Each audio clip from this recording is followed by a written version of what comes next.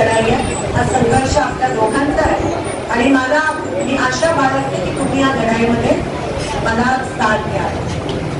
जाता जाता फक्त मला एकच गोष्ट या ठिकाणी म्हणायची आहे की तुम्ही बघत असाल की जे भाजपचे आहेत उमेदवार ते काही दिवसापासून शिंदे साहेबांबद्दल काही आरोप प्रत्यारोप चालले आणि मी त्यांना सांगितलं की मी उमेदवार माझ्याबद्दल बोला, पण अजूनही ते त्यांचं चालू आहे, त्यांची टेप चालू आहे.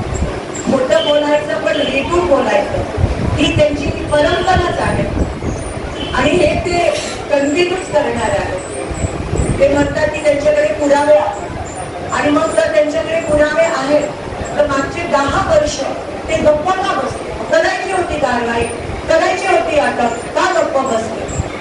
म्हणून हे सोलापूरकरांची दिशाभूल कशी करायची हे यांना मस्तपैकी जमतं.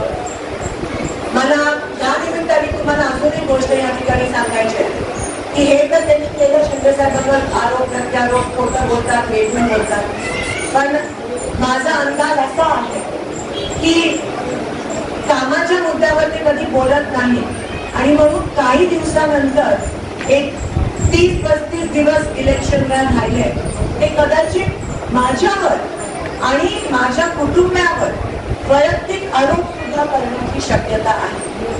ते एवढ्या खालच्या पातळीला जातील की चुकीची माहिती पसरवतील, चुकीचे फोटो पण पसरवतील असा माझा अंदाज आहे आणि खालच्या पातळीला जाऊन चारित्र्य हनन माझ्यावर वैयक्तिक करण्याची शक्यता आहे असं मला एकंदरीत अंदाज येतोय. नंतर ज्या पद्धतीत ते विकासाचे मुद्दे जे आहेत ते सोडून बाकी सगळ्या गोष्टींवर अटॅक करतात, खोटं नाटक सांगून लोकांची दिशाभूल करण्याचा प्रयत्न करतात, तर 100% मला असं वाटतं की वैयक्तिकरित्या माझ्यावर ते अटॅक करतील, आरोप करतील, खोटं नाटक पसरवतील, कदाचित काही चुकीची बातमी पसरवून सुद्धा चारित्र्य हनन करण्याची शक्यता आहे. पण मी त्यांना हात जोडून विनंती करते की सोलापूरला तुम्ही मागच्या 10 वर्षात तुम्ही काय दिलं? मग रस्ते असतील, विमानसेवा असतील, पाणी विमानसेवा असतील, पाण्याचे प्रश्न असतील,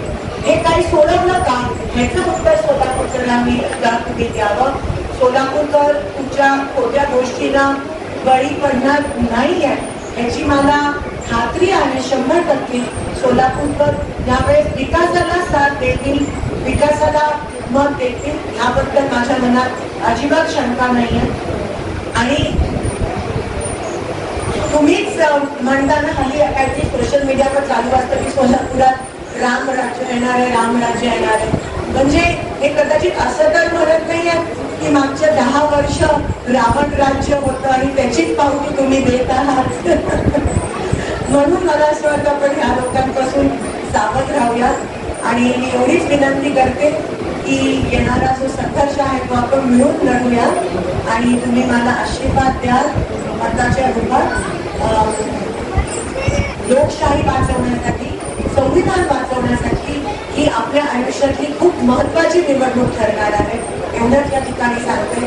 आणि मी एक बहीण या नात्याने शब्द देते की माझ्या शेवटच्या श्वासापर्यंत किंवा जुनी पेन्शन, ओल्ड पेन्शन लागू होईपर्यंत मी तुमच्या सोबत आहे, तुमच्यापेक्षा जास्त लढीन आणि तुम्ही आशीर्वाद दिला तर तो आवाज दिल्लीपर्यंत घेऊन जाईल एवढं या ठिकाणी तुम्हाला आशा देते.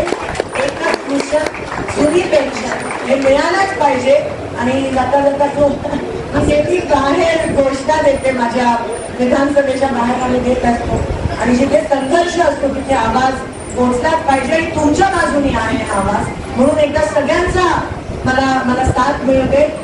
असं कसं देत नाही घेतल्याशिवाय, असं कसं देत नाही घेतल्याशिवाय राहत नाही, पेन्शन आमच्या हक्काचं नाही कुणाच्या बापाचं. धन्यवाद. जय हिंद, जय महाराष्ट्र.